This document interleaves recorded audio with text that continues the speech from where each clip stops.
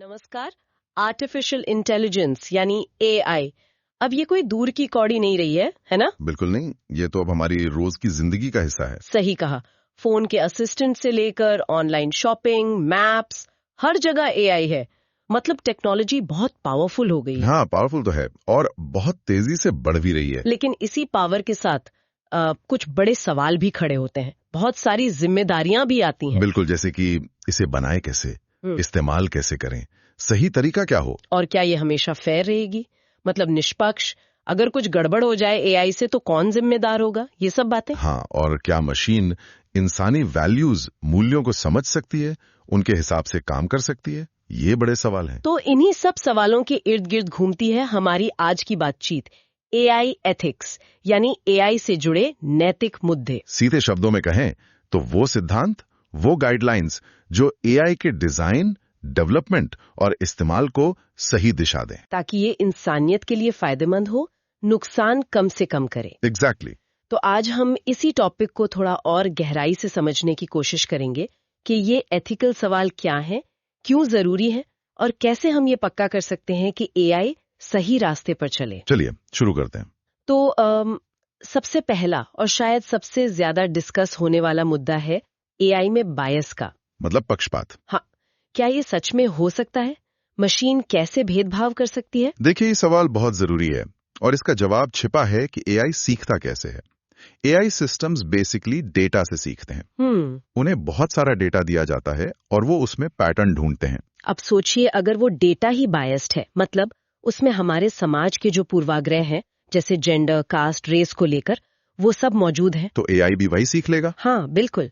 वो उन बायसेस को न सिर्फ सीख लेता है बल्कि कई बार तो उन्हें और एम्पलीफाई कर देता है, बढ़ा देता है। अच्छा, मतलब इरादा ना होते हुए भी भेदभाव हो सकता है। हाँ, क्योंकि एआई तो बस पैटर्न फॉलो कर रहा है जो उसे डेटा में मिला।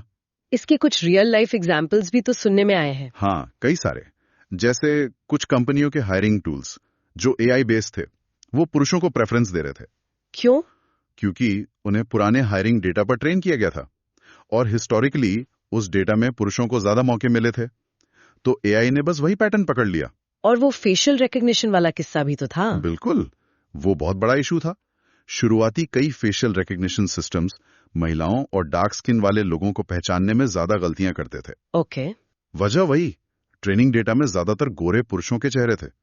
अब सोचिए, अगर ऐसा सिस्टम सिक्योरिटी या आइडेंटिफिकेशन के लिए इस्तेमाल हो तो कितनी बड़ी गड़बड़ हो सकती है। गलत पहचान हो सकती है या कोई जरूरी सर्विस से ही बाहर हो जाए। एग्जैक्टली, ये बहुत सीरियस बात है। तो फिर इस बायस प्रॉब्लम से डील कैसे करें? क्या सॉल्यूशंस हैं? देखिए, आसान तो नहीं है क्योंकि बायस कई लेवल पर आ सकता है, डेटा में, एल्गोरिथम में, इस्तेमाल के तरीके में। लेकिन कोशिशें हो रही हैं। पहला कदम तो है अवेयरनेस, मानना कि हाँ, बायस हो सकता है और उसे एक्टिवली ढूंढना। राइट। फिर ज्यादा बैलेंस्ड, ज्यादा रिप्रेजेंटेटिव डेटा सेट्स बनाने पर फोकस है।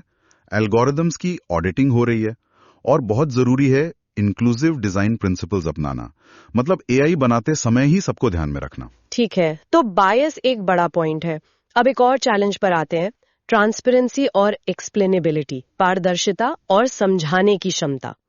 मैंने सुना है कई एआई, खासकर डीप लर्निंग वाले, ब्लैक बॉक्स जैसे होते हैं। इसका क्या मतलब है? ब्लैक बॉक्स का मतलब है कि हमें ये तो पता है कि इनपुट क्या दिया और आउटपुट क्या मिला, लेकिन एआई उस नतीजे पर पहुंचा कैसे, उसके अंदर क्या लॉजिक चला, ये समझना बहुत मुश्किल या कभी-कभी नामुमकिन होता है। डीप लर्निंग मॉडल्स में इतने सारे कनेक्शंस होते हैं, प्रोसेस इतना कॉम्प्लेक्स होता है कि इंसान उसे आसानी से डिकोड नहीं कर सकता। लेकिन अगर रिजल्ट सही आ रहा है तो क्या फर्क पड़ता है कि वो कैसे आया? इसमें दिक्कत क्या है? फर्क तब पड़ता है जब एआई के फैसले हमारी जिंदगी पर बड़ा असर डालते हैं। सोचिए, एआई तय कर रहा है कि लोन मिलेगा या नहीं। अच्छा। या डॉक्टर एआई की मदद से कोई सीरियस बीमारी डायग्नोस कर रहे हैं, या कोर्ट में एआई की सलाह ली जा रही है। हाँ, इन केसेस में तो जानना जरूरी है। बिल्कुल, ऐसी सिचुएशंस में ये जानना क्रिटिकल हो जाता है कि फैसला किस बेसिस पर लिया गया। अगर फैसला गलत लगे या लगे कि भेदभाव हुआ है, तो बिना वजह जाने उसे चैलेंज कैसे करेंगे, सुधारेंगे कैसे? हाँ, ये बात तो है।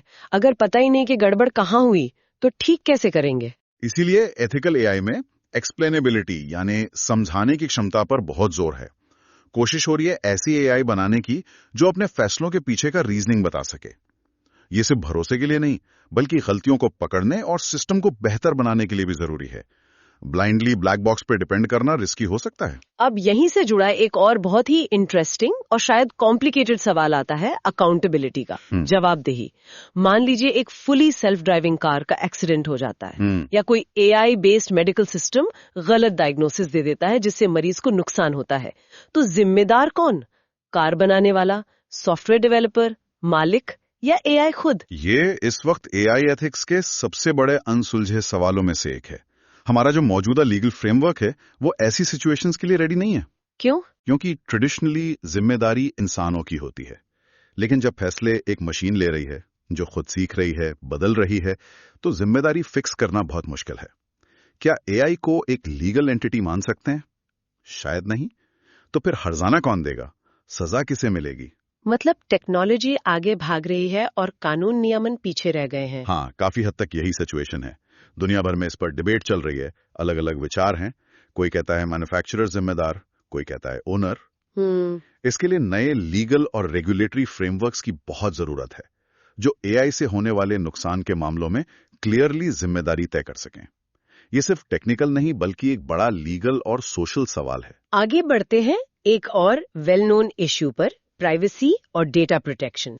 हमने बात की कि एआई को बहुत सारा डेटा चाहिए। हाँ, डेटा तो उसका खाना है। और अक्सर ये हमारा पर्सनल डेटा होता है, हमारी आदतें, पसंद नापसंद, लोकेशन, हेल्थ इंफॉर्मेशन, न जाने क्या क्या। इससे हमारी प्राइवेसी को क्या खतरा है? खतरे कई हैं और काफी सीरियस हो सकते हैं। पहला तो है सर्वेलेंस का खतरा, यानी निगरानी। एआई की वजह से सरकारों या कंपनियों के लिए बड़े पैमाने पर लोगों पर नजर रखना बहुत आसान हो गया है, जैसे सिटी कैमरास या ऑनलाइन ट्रैकिंग। बिल्कुल। दूसरा बड़ा खतरा है डेटा ब्रीच का। जितना ज्यादा पर्सनल डेटा जमा होगा उतना ही बड़ा रिस्क है कि वो चोरी हो जाए, हैकर्स के हाथ लग जाए और फिर उसका मिसयूज हो। और शायद ये भी कि हमारी इंफॉर्मेशन बिना परमिशन की यूज हो। एग्जैक्टली। हमारी जानकारी बेची जा सकती है, उससे हमारी प्रोफाइल बन सकती है, हमें टारगेट किया जा सकता है, चाहे वो एड्स हो या पॉलिटिकल प्रोपेगेंडा। ये हमारी ऑटोनॉमी यानी अपनी मर्जी से फैसले लेने की आजादी को भी इंपैक्ट कर सकता है। प्राइवेसी का मतलब सिर्फ डेटा लीक होना नहीं है, बल्कि उसका हमारे खिलाफ इस्तेमाल होना भी है।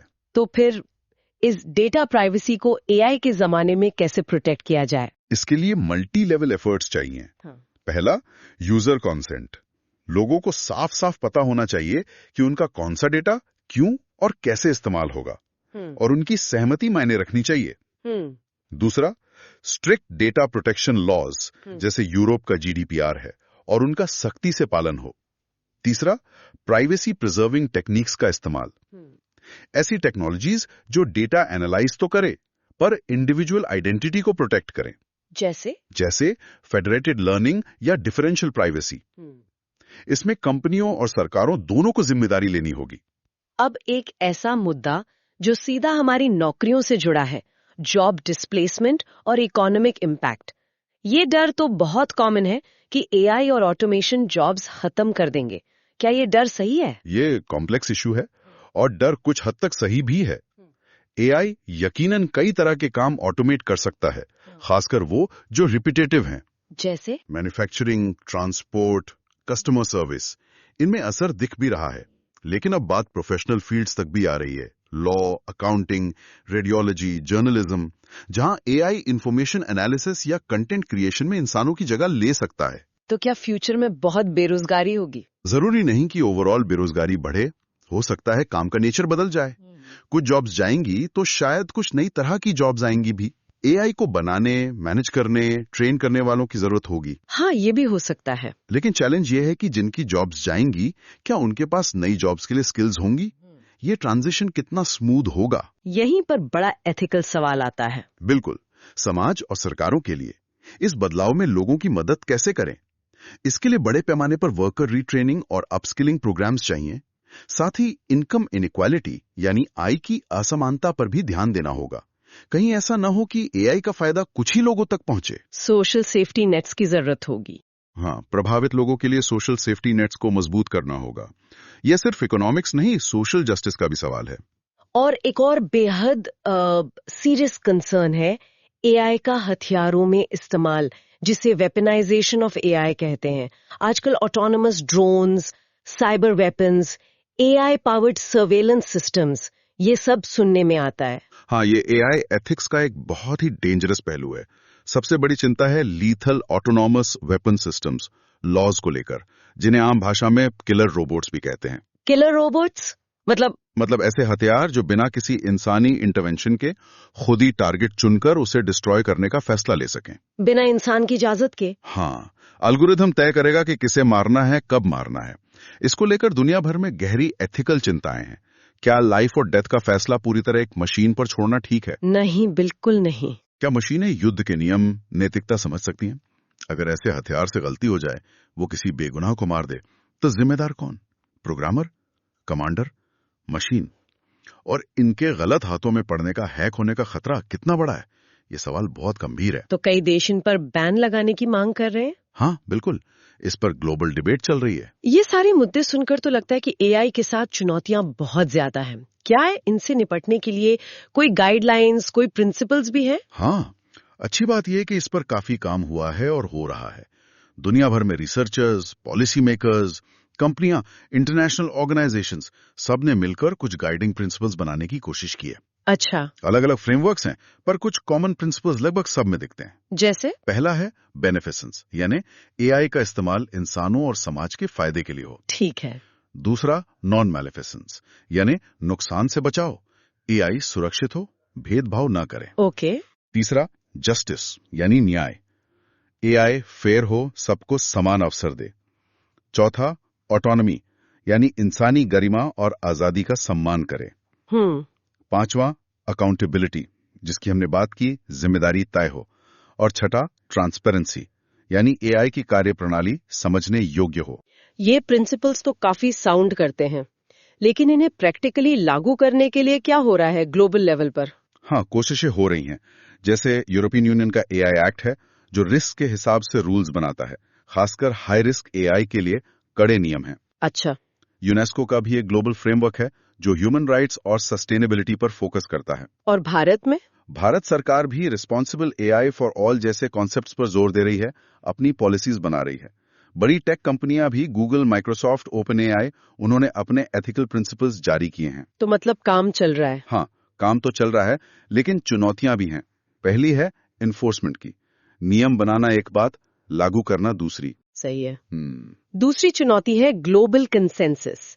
अलग अलग देशों के वैल्यूज अलग हो सकते हैं। और तीसरी है स्पीड। एआई इतनी तेजी से बदल रहा है कि नियम पीछे रह जाते हैं। ये तो है। जब तक एक टेक्नोलॉजी के लिए नियम बनते हैं, तब तक कुछ नया आ जाता है। तो ओवरऑल क्या कह सकते हैं, एआई का फ्यूचर कैसा लगता है इन एथिकल सवालों के साथ? देखिए, बॉटम लाइन यही है कि एआई अपने आप में अच्छा या बुरा नहीं है, ये एक टूल है। हाँ, इसका असर इस पर डिपेंड करेगा कि हम इसे कैसे बनाते हैं, किन वैल्यूज के साथ बनाते हैं और किस मकसद से इस्तेमाल करते हैं। हमारी नियत, हमारे चॉइसेस तय करेंगे कि ये कैसा साबित होगा। तो आगे के लिए सबसे जरूरी क्या है? भविष्य को सही दिशा देने के लिए कुछ चीजें बहुत जरूरी हैं। पहला, interdisciplinary collaboration. Tech experts, social scientist, philosophers, lawyers, policy makers, सबको मिलकर काम करना होगा। सिर्फ इंजीनियर्स का काम नहीं है, बिल्कुल नहीं। दूसरा, कंटिन्यूअस मॉनिटरिंग। एआई सिस्टम्स को लगातार देखते रहना होगा कि कहीं वो कोई अनचाहा नुकसान तो नहीं कर रहे, और जरूरत के हिसाब से रूल्स और प्रैक्टिसेस को बदलना होगा, अडैप्ट करना होगा। हाँ। तीसरा, ग्लोबल कॉपरेशन। क्योंकि एआई ग्लोबल टेक्नोलॉजी है, तो ग्लोबल स्टैंडर्ड्स और कॉपरेशन जरूरी है। और चौथा, और शायद सबसे इंपॉर्टेंट, पब्लिक अवेयरनेस और पार्टिसिपेशन। आम लोगों की भागीदारी। हाँ, आम लोगों को एआई और उसके एथिकल इम्प्लीकेशंस के बारे में पता होना चाहिए, और उन्हें इस डिबेट में शामिल करना होगा कि हम कैसी एआई वाली दुनिया चाहते हैं। आखिर ये हम सबकी जिंदगी पर असर डालेगा। बिल्कुल सही कहा। तो अंत में हम यही कह सकते हैं कि एआई एथिक्स आज के समय की सबसे जरूरी बहसों में से एक है। इनोवेशन और एथिक्स में बैलेंस बनाना अब ऑप्शनल नहीं, मैंडेटरी है। हमारे वैल्यूज को मजबूत करें, ना कि हमें कमजोर।